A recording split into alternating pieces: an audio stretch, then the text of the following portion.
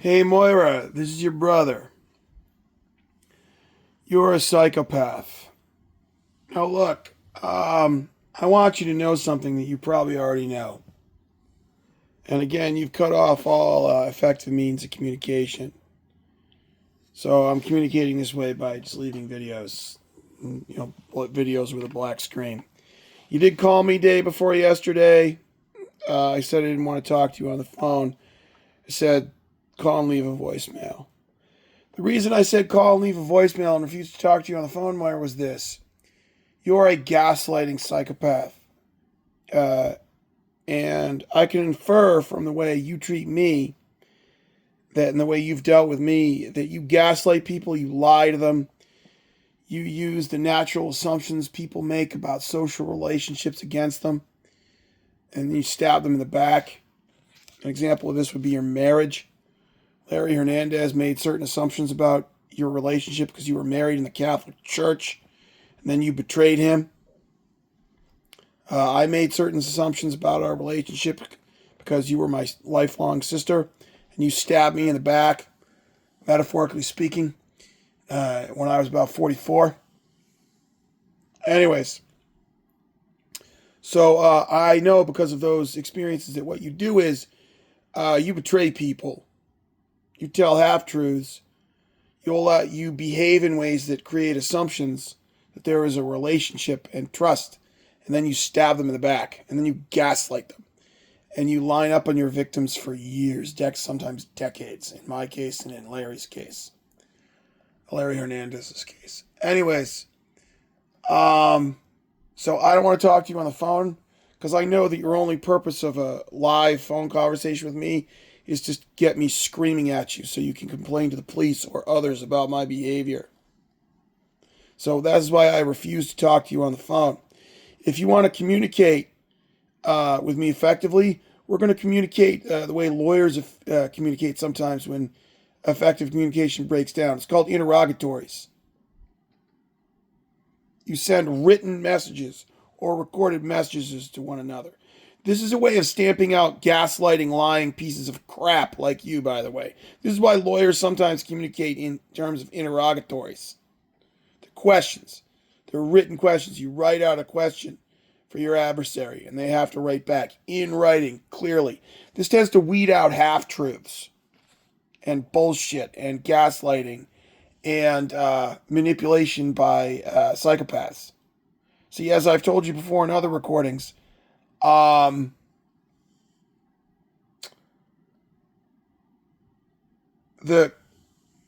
Western justice system, the system of jurisprudence in the United States, it's old. When you open a case book in your first couple weeks of law school, the first case, you look at the year on the first case law, and it's like before the invention of the printing press. It's like in the 1300s or something, the 1600s. They are old. The establishment of case law is old. It's over 400 years old, I think. I'd have to go back and check the first case, but it's old. You look at the date and you're like, oh my God, what's that? And it's this case in England that's in the case books in your first year of law school. So in one of your first courses. So Moira, the court system in the United States, they've dealt with lying assholes like you who steal inheritances before.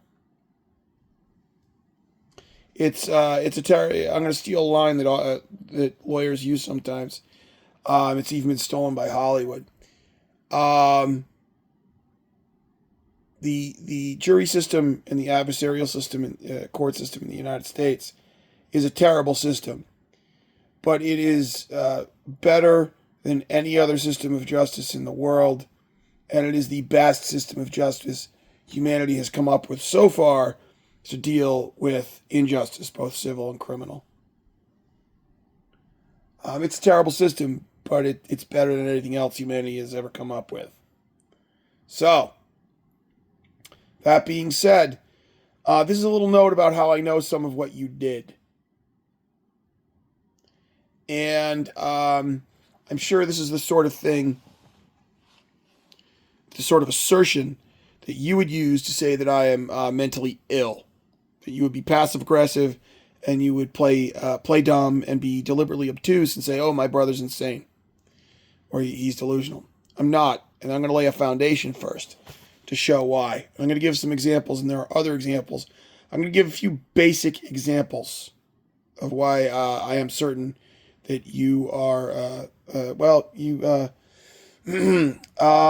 that you stole my inheritance, that you are have committed a long-term campaign of extortion and fraud against me over at least the last 10 years, if not longer, in cooperation with the Greek mob and the Italian mafia in Greater Boston and Mom, and that Dad knew what was going on but could not say anything because he was threatened with death or some other consequences of him having worked for the Central Intelligence Agency while he was an employee at Syracuse Research Corporation, Incorporated in Syracuse. They've since shortened the name, by the way.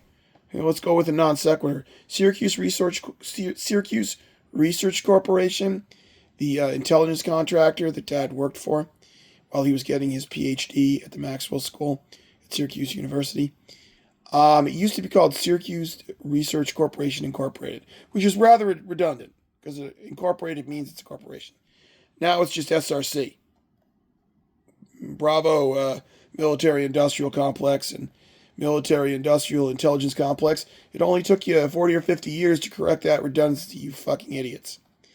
Anyways, yeah, you missed 9/11, you missed the fall of communism, you missed Aldrich Ames, you missed the bombing of the Cole, you missed the East Africa bombings, and you suck. Anyways,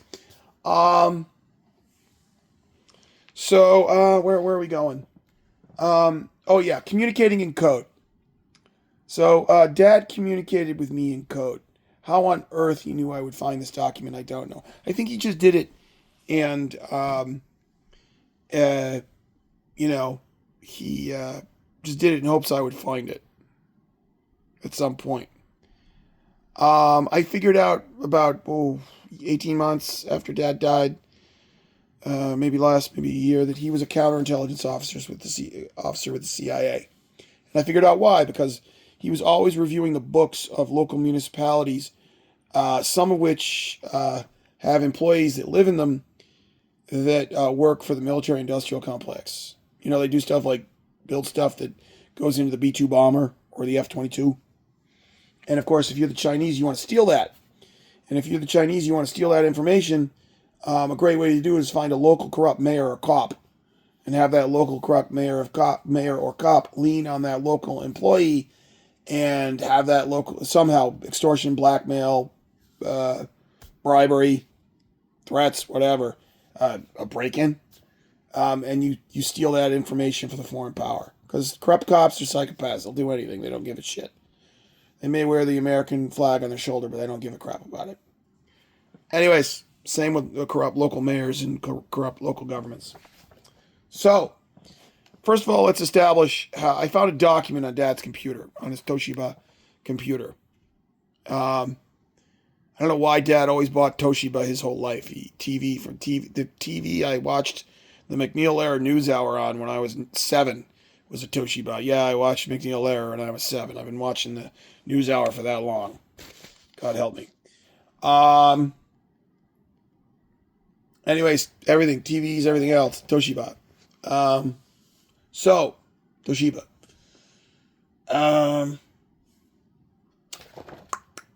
So there was a document on this computer, and it was called The Kid.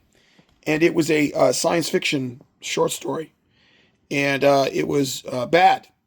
It was bad. In fact, it was barely in English. The syntax was terrible. It had no plot or setting, and one sentence would follow another sentence. It would barely have anything to do with the preceding sentence. And this is how we know this is in code. It is in code. It is communication in code. Now, how do I know that counterintelligence officers sometimes communicate in code in ways that would only make sense to someone who was part of that situation? In other words, the only reason I understood that this short story was in code is I've been living this nightmare for 10 to 15 years.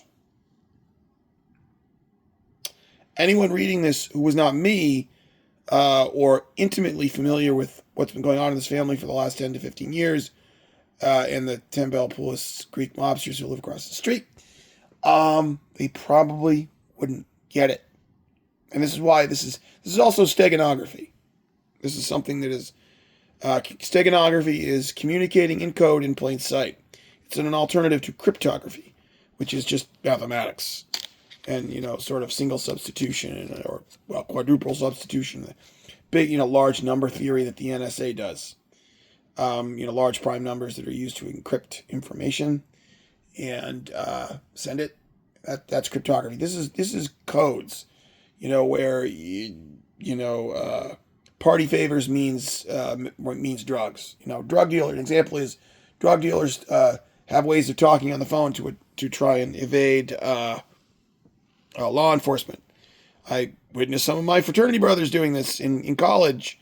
They would call up and ask a certain guy who went to school on campus, "Hey, you got any party favors? I need some party favors around 9 o'clock at my house." Okay. They weren't allowed to buy drugs on the house, anywhere on house property, but they would, have the guy meet them in the parking lot by the house. It was only marijuana. It's legal now. It's no big deal. The college didn't care. It was, just a few, a little bit of cannabis. Nobody cared. Schenectady police didn't care. The New York State police didn't care. So anyways, but I didn't partake, but whatever. Here's the point. People communicate in code. And counterintelligence officers communicate in code. And gangsters communicate in code. This is actually made into popular Hollywood movies. Donnie Brasco. The movie Donnie Brasco is based on a real story. On a real FBI agent who almost became a made man. And they've interviewed this man. I can't remember his true name. But he took out some La Cosa Nostra idiots in the greater New York City area or in New Jersey or whatever. And he in the movie, they review some ways that La Cosa Nostra communicates in code, in verbal code. I believe one of the things is when they introduce someone to somebody. I'll have to double check this. Maybe this is Hollywood bullshit, but I'm pretty sure this is real. This is from the actual testimony of the undercover FBI agent who took the pseudonym, the cover name, Donnie Brasco. The way Italian mobsters talk to each other, at least at the time, they say this person is my friend or this person is my good friend. And it's a way of telling a third party that the person they're introducing them to is either a mob associate or a made man of the Italian mafia, a soldier in the Italian mafia, the La Cosa Nostra. I'll have to double check that. Maybe that's Hollywood bullshit, but we'll double check that. I haven't done a lot of research for this one, but I'm certain people communicate in code. And I'll give you some examples from our life, Myra, which you may or may not remember. Some of these you may have been present for. Remember Pat Hennigan? He was a friend of our father's. You remember Pat Hennigan, Myra. He lived in Trump Tower. He worked for both Morgan Stanley and J.P. Morgan. He was an investment banker. And he had a PhD from the Maxwell School, and he taught at Columbia for a while. Remember Pat? Right. Okay. Pat was from Scranton, just like, fighting Joe Biden. Hennigan had a friend named Gallagher, and they were on a cruise. And this is a story Hennigan liked to tell. And Gallagher and his family, they had gone on this family vacation on a cruise. And unfortunately, the cruise had been heavily booked with people from another ethnic group that was loud and obnoxious that they did not like. And, they didn't look down on them. They were bigots, but, the Gallaghers or whoever their friends were, they were there on a family vacation. There were these obnoxious people from another ethnic group driving them nuts. And they wanted to be able to talk about them in front of them, talk about these other people in front of them. Canadians, either the so-and-sos did this, the so-and-sos did that. So they decided on a code. They would call these people the Canadians. Right? Instead of talking about this other ethnic group, in order to not seem like bigots or be offensive, they would talk about them as the Canadians. And they would say, oh, the Canadians did this and the Canadians did that. And those Canadian kids knocked over the birthday cake. And those Canadian kids got ketchup on my pants. Whatever, right? And they were on a cruise. It was a way of communicating in close quarters about people who were, you were packed in cheek by jowl with on a cruise ship. Anyways, the Canadians. You remember the Canadians, Moira? Yeah. I tell you, yeah. The Canadians were really Meshuggah, Yeah. Anyways, also, Paul Semigeri. Remember Paul Semigeri, Moira? He was a classmate of, and this is also relates to Hennigan. Paul Semigeri was a classmate of our father's at the Maxwell School. The Maxwell School of Public Affairs and Citizenship at Syracuse University, the #1 ranking school of government in the United States of America, even outranks that also ran that's somewhere in Cambridge down by the Charles, named after some very courageous Irish boy. Anyways, Paul Semigeri was his village was many of the men in his village were gunned down by the dictator Idi Amin in Uganda, I believe it was. Paul Semigeri told a story to Dad and Paul, and Paul Flynn and Pat Hennigan. You remember these two men, right? They were our father's classmates at the Maxwell School. Paul told a story.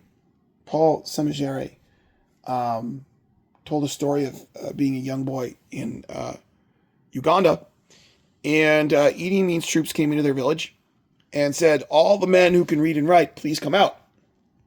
They had guns, so all the men who could read and write came out, and they were promptly machine gunned down, dead. They just rolled into town and mowed them all down. Anyways, so Paul Semigeri did his schooling and this is all according to Hennigan. This is not information from me personally. This is Hennigan told this story. He told this story in Ireland. We were on vacation in Ireland. It was the first time we went to Ireland, Moira. You remember between college and law, my year between college and law school in the summer of 1993, our family traveled to Ireland and we stayed in, I believe it was Milltown Malbay, south of Galway. And Hennigan came over to see us, as did Flynn. And we were somewhere up north of Galway in a little restaurant, and Pat Hennigan told this story. And I'd heard this story before, but I let Hennigan tell it again because I like this story. And it's about communicating in code and subtle ways of communicating in code in writing. And Pat Hennigan, he was still at, I believe he was he was still working in investment banking. The year was 1993. We were north of, we were probably up by Lahinch, I think, at some restaurant. And Mom and Dad were at the table. I don't remember if you were at the table. And Pat Hennigan told us that he had run into a Jesuit priest from Uganda. And that Dad and Paul and Pat did not know whether Paul Semigeri was still alive. Because, Idi Amin, he murdered a lot of people. Idi Amin, he liked killing people. That son of a bitch, that jackass, he's in hell. He's in hell, that one. If he's still alive, no, he's dead. He's in hell. So Hennigan proceeded to tell Dad how he knew that Paul Semigeri was still alive. It was Pat. I'm sorry. Pat Hennigan proceeded to tell Mom, Dad, and I how he knew that Paul Semigeri was still alive. He said that he ran into a Jesuit priest from Uganda, and that Hennigan asked this Jesuit priest, "Do you know whether Paul Semigeri is still alive? I went to graduate school with him, and he's a wonderful man." And the priest said, "Look, Uganda's terrible. We cannot communicate in any way in the open, or we'll end up dead. So, I'm going to give me your address, Mr. Hennigan. This is the priest talking. And he says, give me your address, Mr. Hennigan. I'm going to go back to Uganda. I will write you a letter at some point. I will talk about how pleasant it was to meet you and a few other various and sundry things. In the opening of the letter, I will talk about the weather, as people typically do in letters. If I say the weather has been very good lately, Paul Samajeri is alive. If I say the weather has been bad lately, Paul Samajeri is dead. Do you understand me, Mr. Hennigan? And Hennigan said, yeah. And, of course, it took, I don't know, a while, maybe 18 months, a year, 18 months.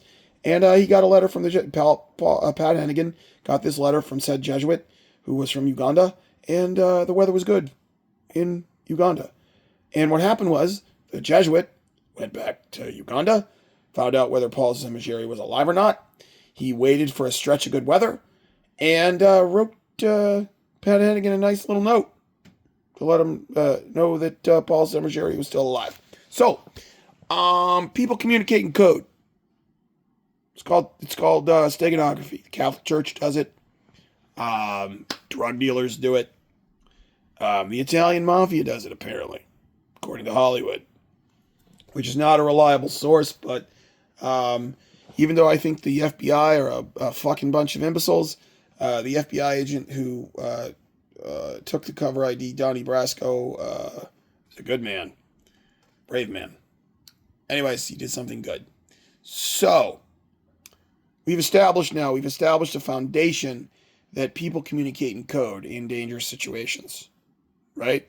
And of course, Dad's dead, and I'm being extorted and stalked by the Greek mafia in Greater Boston. And I haven't left the property, except for once, since I was wrongfully terminated from my warehouse job about 40 days ago.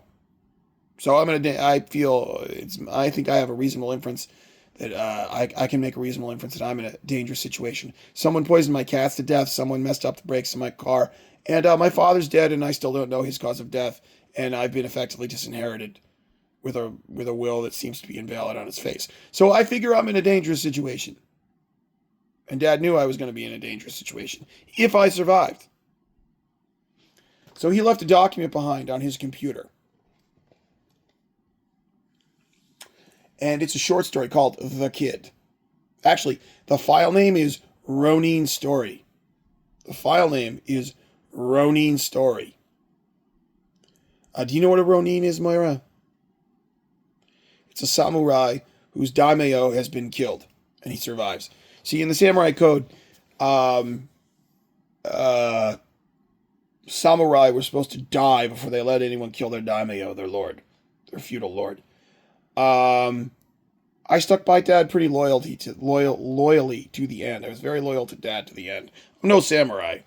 I don't speak Japanese, and I don't know how to use a sword, and I don't want a sword. But, whatever. It's metaphor. The person who was in charge of me is dead, and I survived, and I tried to help him to the end. I risked being charged with stealing a car to save Dad's life. I failed.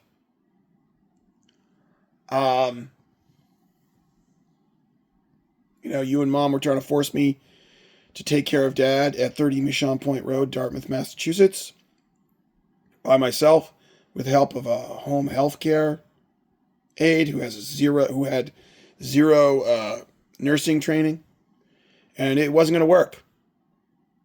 Dad was going to end up dead or hurt. And I could not. And Mom said, no, he will stay here. And I said, it's unsafe. And she said, I don't care. And I said, I won't go with you to the nursing home. And she said, I don't care. And she went to the nursing home and she brought him home. I refused to go to the fucking nursing home with Mom to pick him up. And she still brought him home. That stupid friggin' home health care aide who almost hurt him by letting him fall, and I had to intervene. But I was lying in bed at 3 a.m, and I was like, this is an impossible situation. What am I doing here? I have to do something to save Dad from his stupidity. I can't care for him adequately here, neither can that home health care aide. And, you and I communicated somehow, and you said, fine, we'll get another home health care aide for overnight, or home health aide, whatever. These are people who do, home health aides are like, they don't have zero certification requirements. All they know how to do is like cook and keep house. They're glorified housewives. And, they don't know what they're doing. And, Dad needed a skilled nursing facility. And by the way, how do we know that? He's dead. How do we know Dad needed a skilled nursing facility? How do we know that Dad needed a skilled nursing facility? He is, in fact, dead.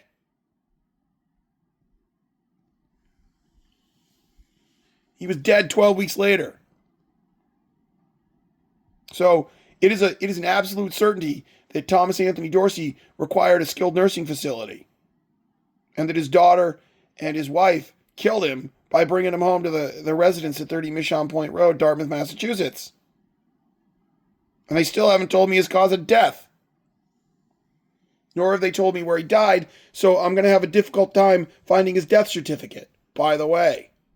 Anyways, let's get back to talking in code. So, Will, what did I do? I went into my mother's bedroom in the middle of the night at 3 a.m, approximately. And I said, Mom, I screamed at her. I said, you have narcissistic personality disorder. This is not working. I am leaving. I am taking the Prius. You can call the state police if you want. I do not care. I am leaving. I am going to the house at 10 Fairview Street, Newton, Massachusetts. You have to get the right level of care for Dad. And I screamed a few more choice things at her, and I packed a car, and I left. And I came back for my cat a week later, and I came back for the other cat a week later, and I kept checking on Dad as best I could until, of course, two guys in pickup trucks tried to squash me in a car accident on Smith Neck Road, and people kept breaking into the house, and I couldn't get back to Dartmouth for fear of break-ins and car accidents, and Dad died. Anyways, Rodine's story. I failed to keep Dad alive, and I'm still alive. And I was a very loyal son. I think, Dad knew that was going to happen. He knew I would stick by him to the end, and that I would survive and he would not. So he called it Ronine's story, in metaphor. The relationship between a Ronin, who is a samurai from feudal Japan, who manages to live in spite of his daimyo being killed. And this is dishonorable. In feudal Japan, this was dishonorable. A Ronin, a samurai, was supposed to give his life before letting his daimyo be killed. Anyways, so here are some. Ronin's story is in code. It's a message in code from Dad to me, like the letter for Paul Semigeri, or about Paul Semigeri from a Jesuit priest in Uganda to Hennigan. And it's like the Canadians, right? The other Hennigan thing. So I'm not going to talk about the entirety of Ronine's story on this tape. But Ronine's story also has some stuff about acrostics. It has stuff that's like, it's what some people call the first letter thing. You know how Freemasons say someone is raining and snowing if they are pretending to be a Freemason and they're not a Freemason? That stands for really stupid, right? There's a lot of first letter. It's also in something called an acrostic. There's a lot of first letter thing in this Ronin story. And you have to be me to understand it. What are some other examples of the first letter thing? Whiskey Tango Foxtrot. Whiskey Tango Foxtrot is an example of the first letter thing. Right? Yeah, police communicate in code. What's your 20? What's your location? Your police code is an example of code. Not very secret, but what's your 20? 5150. The Van Halen album 5150. Yeah, 5150. There's different police codes. There's different numbers for police codes. And 5150 in the police codes that the city of Los Angeles uses is a mental health call. That's why the name of the album is 5150. The album 5150 is about being crazy. Anyways, you 187. Here's an example of 187. Unfortunately, 187 is a homicide under the police codes of used in LA. There's different police codes, used in different parts of the country. 187 under the police codes of California, used in LA at least, is a homicide. Right? So people definitely communicate in code. And Dad definitely left me a story behind in code. Because the story makes no fucking sense. And it's definitely in code. Dad was an excellent writer. The only possibility for this writing is that it was in code. Unfortunately, during the break-in on the evening of February 20, 2025, someone turned on the computer and altered it a little bit. Which might show in the boot log, by the way. I don't know. I don't know how sophisticated the Greek mob is at computer science. But NCASE or whatever the state police or the FBI are using right now might show that the boot log was altered in some way, shape, or form. Yeah, the boot log would show that something had been done to alter the document. But I remember enough of the document from my first read of it in 2024 to say with authority what Dad said to me. I also saw Dad composing it in 2019. In 2019, I was in the middle of this mess. I thought that Dad was finally... Dad said he always wanted to write a science fiction novel, and I thought he was doing it, and he wasn't. He was writing, he knew... In 2019, Dad figured out that he was going to be murdered and that I would probably survive. And he wrote Ian's story. And I saw him writing it because I remember the title. I looked over his shoulder once while he was working on the Toshiba in 2019, his laptop computer. And it said The Kid. And I was like, that's sort of narcissistic to name a story The Kid, right? Because remember how, what's his name? The Splendid Splinter. Ted Williams wanted to be known as The Kid. The Splendid Splinter. Anyways, Boston Red Sox, Ted Williams, Club 404. Right. Yankees suck. So does the FBI. And the CIA. Anyways, do your fucking job, idiots. Let's see. Let's think of some examples from Ronin's story of how... see, the Ronin story, it which is called The Kid.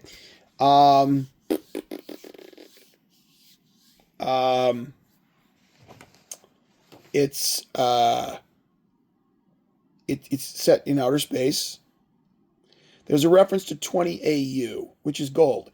AU is the periodic table symbol for gold. It's also an astronomical unit. That's how I know Dad probably had $20 million in his estate, Myra.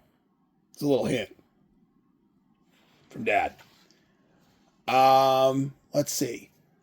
It also says Dad is obviously the character who's on a spaceship, and there's a blip on the screen, and it talks about, it says, I've been sitting here for hours, and my butt hurts.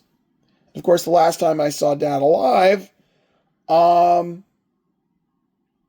he was constipated. He was impacted or constipated so badly, he had to go into the hospital. He was at St. Luke's Emergency Department. And then he went into the medical system, and then he died. So Dad obviously knew how he was going to be murdered.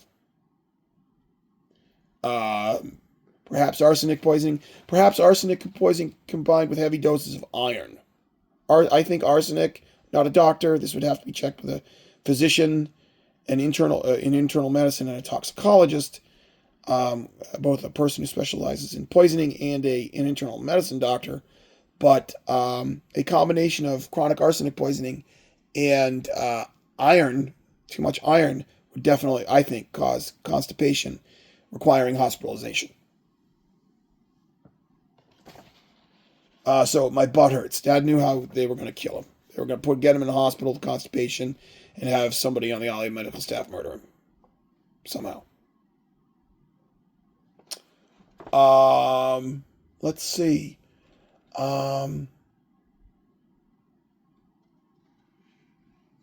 Okay. So we've done my butt hurts.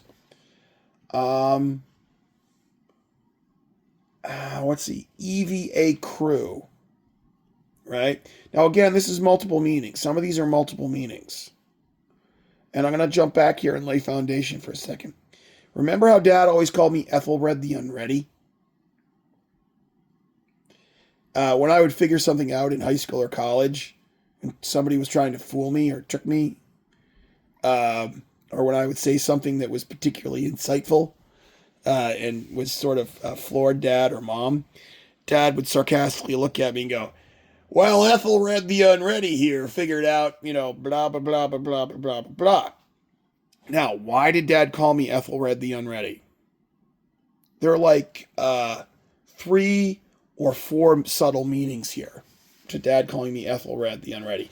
The first reason is Brian Shanahan. Brian Shanahan was the obnoxious little shit across the street who I played with when I was a kid, when we lived on Salt Springs Road in Fayetteville. And his mother, Mrs. Shanahan, and the Shanahans were very Irish. They were Mrs. Shanahan's mother and father were named Judge, and they were from Ireland. Yeah. I mean, they were the old sod, and they liked me. They liked me quite good enough. I mean, I was an American, and my parents were Americans, but they liked me well enough. The Judges were very nice people.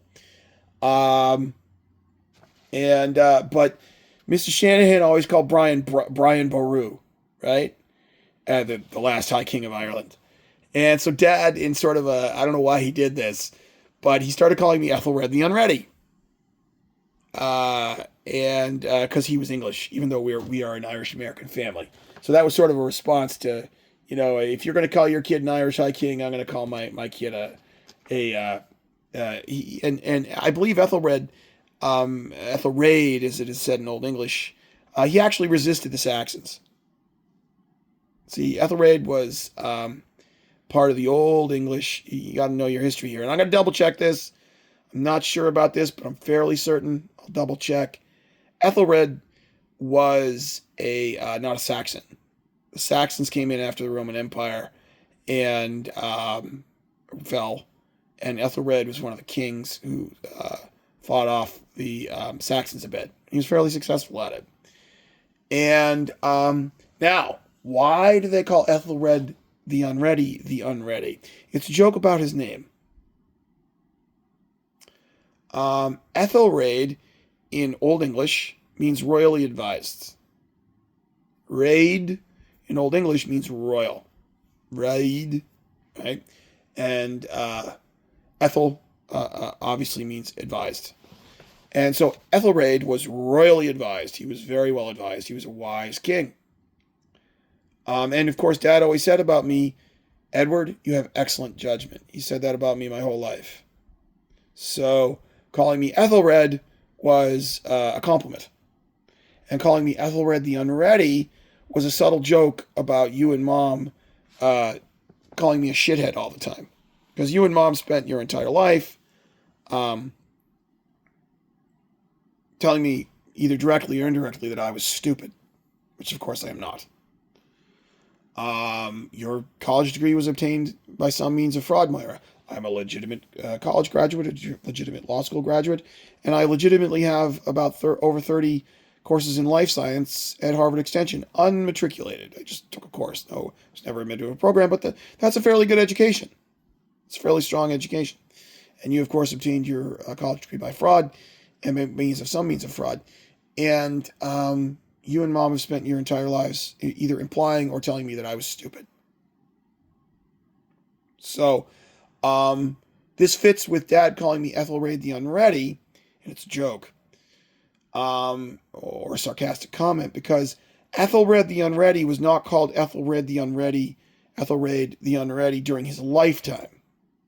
There were opposing forces from different ethnic groups and families who took over after about 50 or 100 years. Well, 50 or 100. I don't know the exact time. You'd have to look it up on Wikipedia. Some period of time, significant period of time after Ethelred the Unready died, usurping assholes, who took over parts of England, called him Ethelred the Unready because they didn't like him. He was already dead. This is like Egypt, A new dynasty would come in and they'd chisel off the faces of all the old dynasty because they wanted to erase them from history. It was the same thing, except it was in England. New people took over a while, like a century, 50, 100, whatever, some period of years after Ethelred the Unready died and went on to his eternal reward. These assholes who'd taken over the country started calling him the Unready to defame him. And it's a joke. Ethelred the Unready in Old English means royally advised, badly advised. It's a joke. It's a bad joke. It's defamation. And of course, you and Mom have been defaming me for a long time. And I believe there's some stories about Ethelred the Unready. I could be contradicted on this. Ethelred the Unready would go along with people for a long time and pull out at the last minute when they thought they were faking him out. Ethelred the Unready, I think according to Dad, I don't know if this is...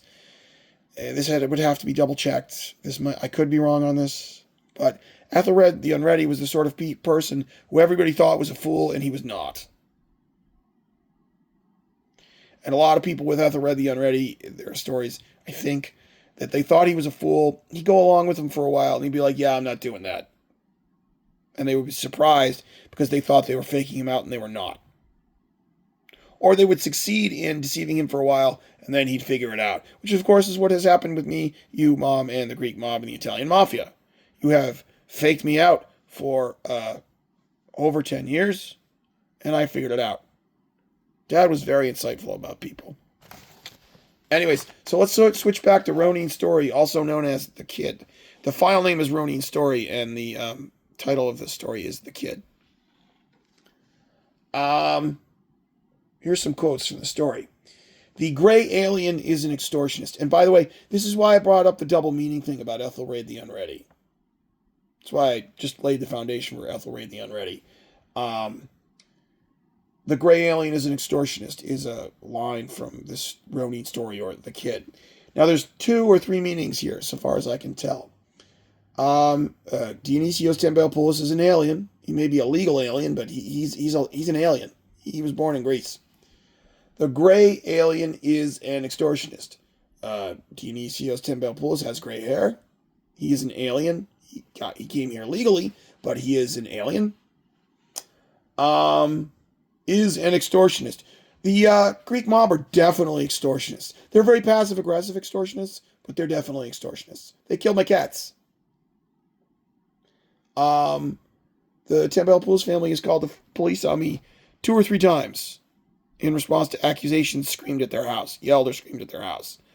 Calling the police on someone when they accuse you of something without denying anything, that's extortion. If you talk about that, we'll tell lies to the police, and people with guns will show up and threaten you. Or talk to you, which is scary. So calling the police on someone in response to a accusation without denying it, that's extortion, in my opinion. I haven't found a case on point yet, but it's probably out. Well, regardless of whether there's a case on point, that's extortion. Anyways, Moira is an extortionist. Because you see, Moira, your middle name is Gray.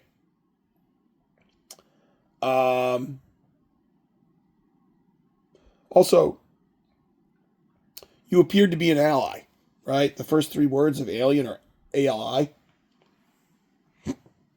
Anyways, let's see.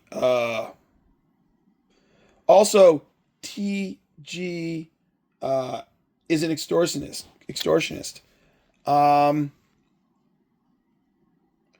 TGA is an extortionist. The T for Tembeopoulos Gray, G for gang. A for R. Yeah, they're an extortionist. It's a little off with the verb, but the Tembelopoulos gang is an extortionist gang. TGA, the Tembelopoulos gang. Yep. It's a little rough, but it fits.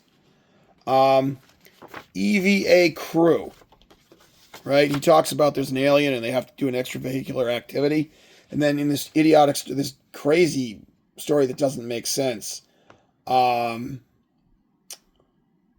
talks about it. It says EVA crew. He switched from. Now, this is where you have to have read my law school notes.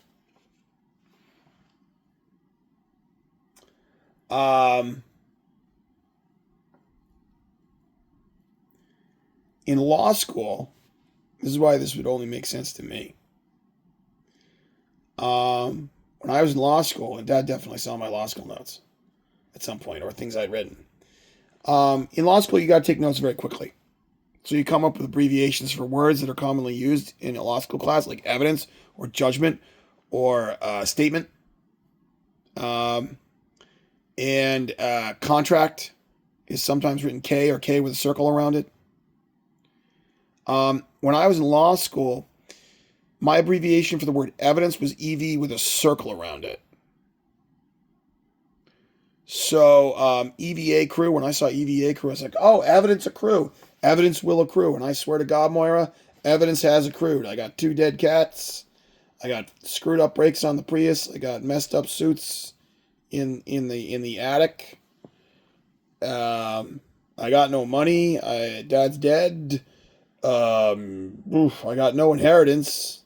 Got no money. You and Mom won't talk to me. Oh, and you and Mom have called the police on me twice to intimidate me. That's extortion. And the Tembelopoulos family has called the police on me 3 times, three, I think, to extort me, 2 or 3. And one time the Newton police threatened me themselves with a psych hold, which is a threat of kidnapping, under color of authority, when I called them about a missing car. So I say that evidence has accrued. Right?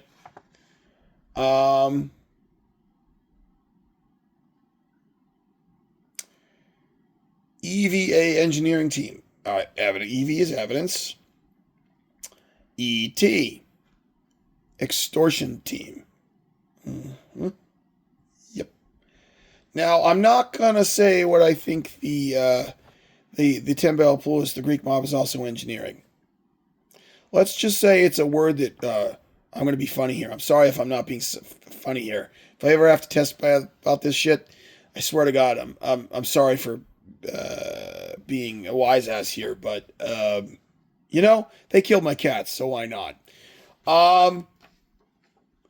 EVA engineering team. The team, or the Tembelopoulos, EV engineering team. What is this? What are these people engineering?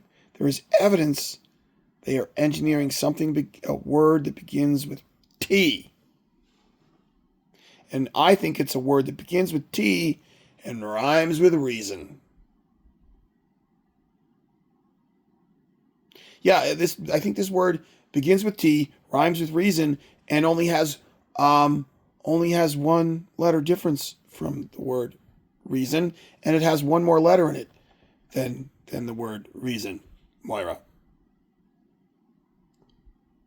And of course, Moira, you lived within line of sight of Chinatown in both Boston and New York. Remember that little flashing light, Moira? That little flashing light, white flashing light bouncing off the window of your apartment in downtown Boston in the financial district, right across, like 1 block away from Chinatown. It was coming from a window in a warehouse in Chinatown, Moira. Whatever could that have been? Whatever could that have been? A Michelson interferometer laser microphone. That's what it could have been. Anyways, that's Cold War technology. We don't need to talk about that right now. We're only talking about extortion and murder. So, Moira, I think Ronnie's story, also known as the kid, is dad communicating with me in code that he knew you and mom and the Greek mob were going to murder him and extort me. And I'm willing to testify in court about this. So you can call me crazy. It's fine. I'm not. The story makes no sense. The ultimate reason here is the story makes no fucking sense. And dad had not lost his competency. So the story has to be something other than literally a science fiction story written by a father. It's communication in code by a man who's under threat of death. So, and I think I've laid plenty of foundation as to why it's a certainty that dad was trying to communicate with me in code, and that he left it behind on his computer in hopes that I would survive Dartmouth and find the document and read it and figure out what was going on and sue you in civil court. Okay? Don't try and make me look nuts in civil court. Don't try and undermine my credibility in civil court, Moira, because there's just too many facts. There's too many public records, and other facts can be established as a result of discoverable records that support what I'm saying about you, mom, and the Greek mob and the Italian mafia. Got it? Okay. Have a nice night, Moira. Please take care of Liam. He's a good kid. I want to know where he's going to college. Take care, Moira. You suck.